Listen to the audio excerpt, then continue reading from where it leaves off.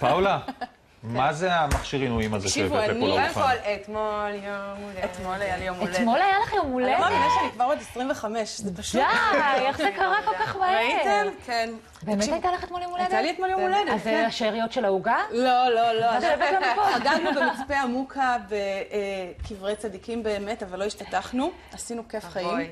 כן, עשיתי יום הולדת לייט, והיום הבאתי לכם ספגטי דלעת. אני רוצה לדבר איתכם היום, נכון, החורף בחוץ, כולם סוגרים את החלונות ומתחילים להתעטש ולהיות מנוזלים, וזה לא כיף. קחי, גלית. נכון, מגניב הספגטי דלעת הזה? מאוד.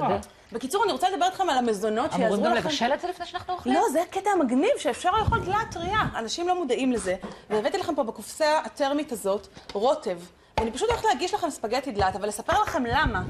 כי בעצם הדרך הכי טובה להילחם בנזלת, בנכה, ולשמור על עצמכם מפני כל המתעטשים והמנוזלים שמסביבנו. ויטמין C. זה על ידי ויטמין C, אבל עוד לפני הוויטמינים, יש המון מזונות שהוכחו במחקרים שהם פשוט שומרים עלינו מפני הזה. למשל, שום הוא מלך מלכי המלכים. אף אחד לא יהיה מסביבך, אתה לא תדבק מאף אחד. אז הכנתי לכם רוטב שום נהדר, רוטב דלעת שום. עכשיו, הדלעת, ידעתם שהדלעת עוזרת לפרק לך מהגוף? תראו איזה ספגטי מגניב. תתאמו, קודם תתאמו. שום זה מלך מלכי המלכים. הכנתי לכם רוטב שום לדלעת. חיה לבד, יש רוטב שום לדלעת?